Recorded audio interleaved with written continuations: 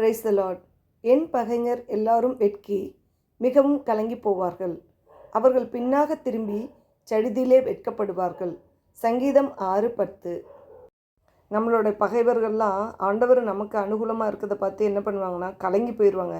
இவங்களுக்கு இப்படியா அப்படின்னு. நமக்கு ஆண்டவர் செய்கிற எல்லா நன்மைகளையும் நம்மளோட ஆசீர்வாதத்தை பார்த்து அவங்க வெட்கப்பட்டு போயிடுவாங்களாம். இதை தான் தாவீது ராஜா அந்த வசனத்தில் சொல்லியிருக்காரு. அது மாதிரி நம்ம ஆண்டவரோட ஒன்றி போய் ஆண்டவரை கையில் பிடிச்சி அவரோட நடக்கும்போது நம்மளுக்கு எந்த பகையுமே எந்த ஒரு வெட்கப்படுதலுமே நடக்காது. நம்மளை ஆண்டவரை நம்பி இருக்கவங்கள ஆண்டவர் எந்த இடத்துலையும் விட்டு கொடுக்க மாட்டார், வெட்கப்படவும் விட மாட்டார். ஒரு வசனம் இருக்குது, கர்த்தரை நோக்கி பார்த்தவர்கள் வெட்கப்பட்டு போவதில்லை அப்படின்னு. நம்ம அவரை நம்புகிற யாரும் நம்ம கண்டிப்பாக வெட்கப்பட்டு போக மாட்டோம். இப்போ ஜெபிக்கலாமா?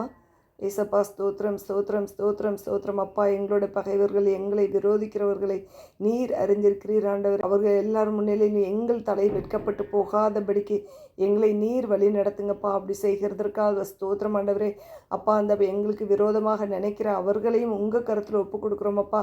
அவர்களுக்குள்ள ஒரு மன மாற்றுதலை உண்டு பண்ணுங்க ஆண்டவரே. உமக்கு பிரியமானவர்களாக உம்முடைய பிள்ளைகளாக அவர்களும் மாற நீர் கிருபை செய்யுங்க டாடி. அப்படி செய்கிறதற்காக உமக்கு ஸ்தோத்திரம் அப்பா. அப்பா, எங்களுடைய எல்லா வேண்டுதல்களுக்கும் நீ ஆமென்றும் அமேன் என்று பதில் கொடுக்குறீங்க டாடி. நன்றி அப்பா. இயேசு கிறிஸ்துவின் மூலம் ஜெபிக்கிறோம் ஜீவனில் நல்ல பிதாவே. அமேன்.